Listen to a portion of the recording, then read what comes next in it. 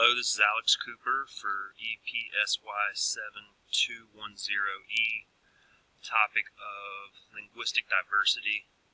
The article that I read was Diversity, Superdiversity, and Monolingual Language Ideology in the United States, Tolerance or Intolerance by Terrence G. Willie is the way that I pronounce that name. I've actually had two students with that last name. One was Wiley and one was Willie. So I'm going to say Willie, and if I interchange the two, forgive me. This was a pretty, there's a lot to think about in this paper. It wasn't too terribly long.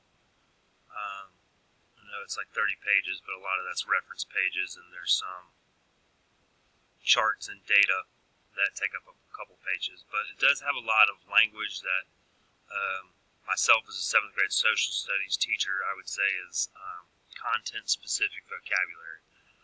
If you notice in the title, I think the word that's probably the most contextual to this, maybe you've never heard before, is superdiversity, and we're going to talk about what that means. And then of course, monolingual is just the opposite of bilingual, which when I, sort of realized that in the beginning, I was kind of like, duh. I use the word bilingual a lot, but not monolingual. Thank you so much. All right, so let's get started. All right, so Terrence Willie basically has some,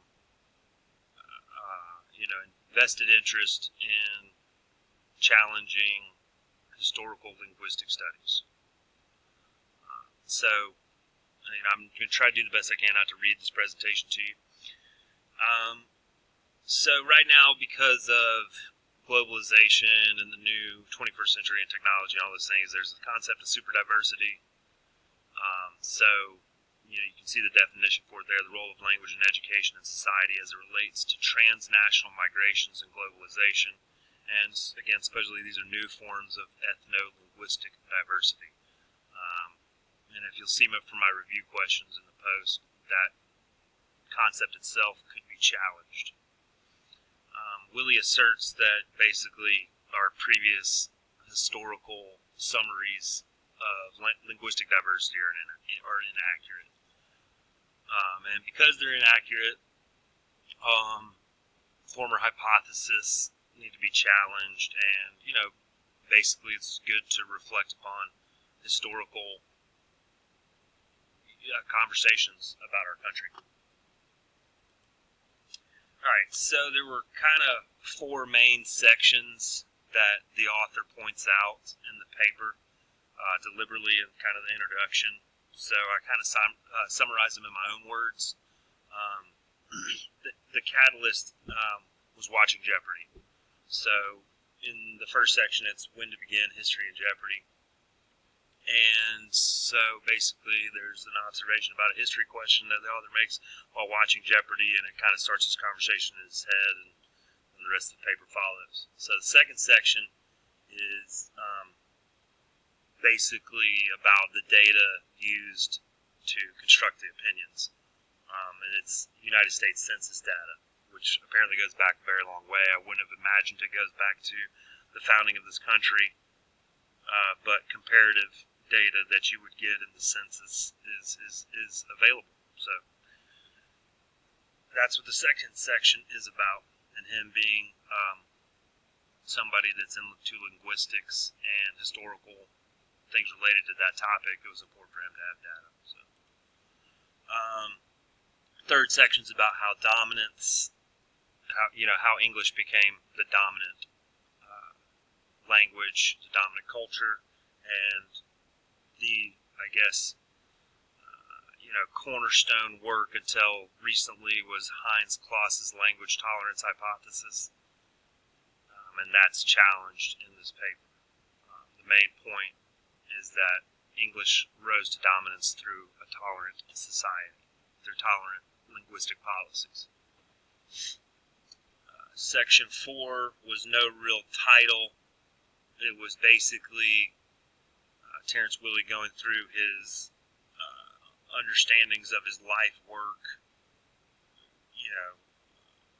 sort of summarized, but topics that have arisen in his life work They give examples, that linguistic heritage in this country and the laws surrounding it are not as tolerant as previously summarized in the language tolerance hypothesis. All right, section 1.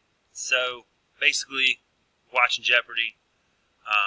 In Jeopardy, you're given the answer, you respond with a question. I tried to make that as clear as I could, but I'm sure everybody's watching Jeopardy. But, so the category was world cities and oldest city in what is now part of the U.S. territory, which was founded in 1521.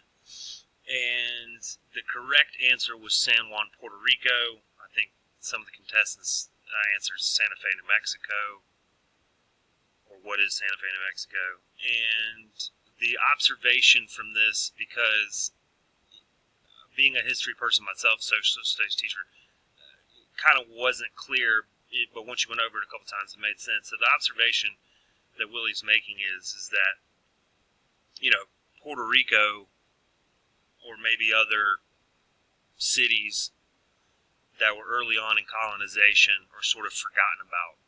And that this answer of Santa Fe, New Mexico reflects a lexical way of thinking where things like Jamestown and Chesapeake Bay colonies, or, things like that, sort of take a higher seat than to cities like Santa Fe and San Juan, where, they were not colonized or settled by English speakers. So that's sort of the observation that is made.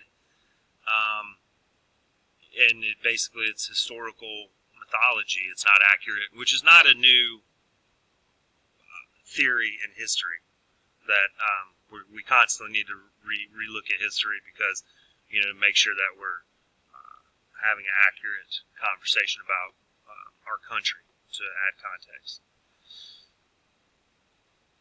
All right, and I added a quote at the end of section 1. Willie is pretty good at summarizing his points of what he's trying to make. So that was one good thing about the article. Pretty, content specific. But he was good at summarizing his points. So, all right, section 2, looking at the census data, super diversity. And I guess with this slide, I'm just going to go back to this concept of super diversity. Transnational migrations and globalization or globalism or global features to the economy. This, again, is not a new phenomenon in the critique of history. It's just trying to be made contextual into linguistic studies, I'm assuming from this article. But, the North American continent's been immigrated to from all over the world for a very long time. And I think there are probably a lot of historical examples of sort of, I don't want to say primitive, but older forms of globalization. I think, the age of exploration would be a good example of people trying to go across the globe to build economic markets. So it's worth challenging this concept of super diversity. I would say that it looks completely different in the 21st century, but, it's worth challenging that it's always been there. All right. So this is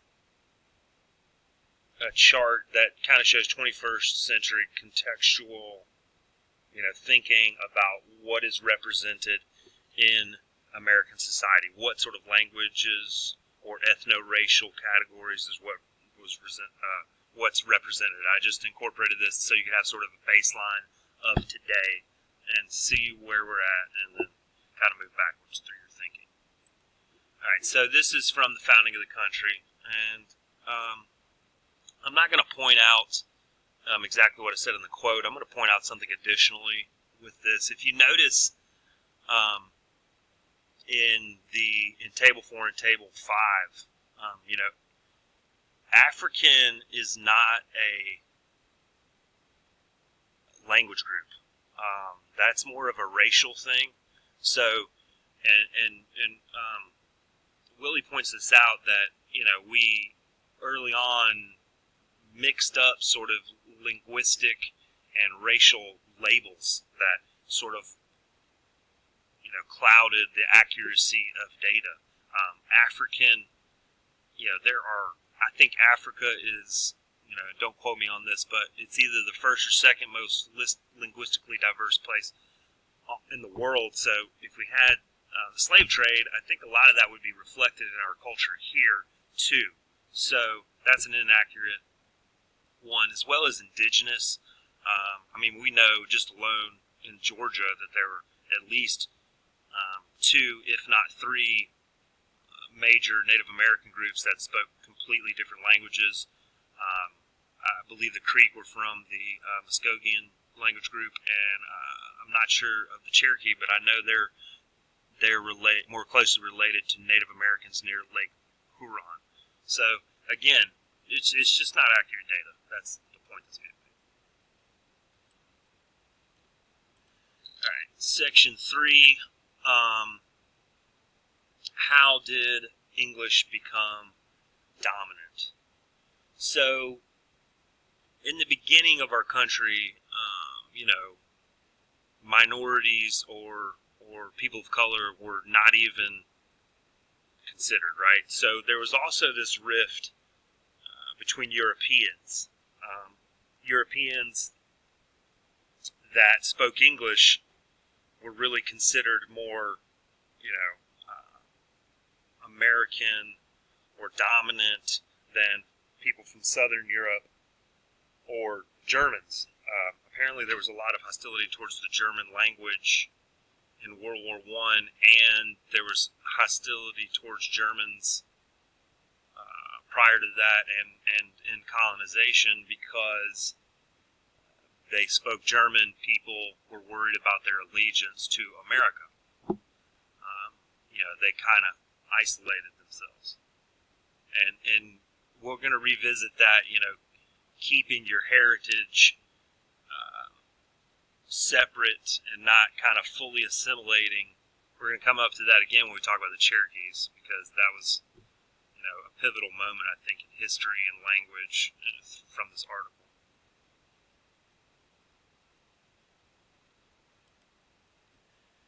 All right, section 4 is basically then really diving into two examples about why the process of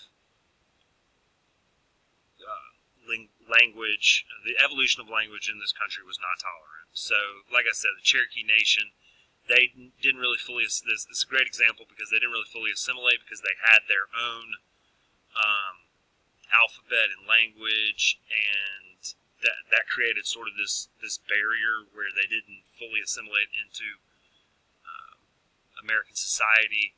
So these notions of not full assimilation really started to come up with these indigenous occupant notions, or a really great one that I read, he said domestic foreigner.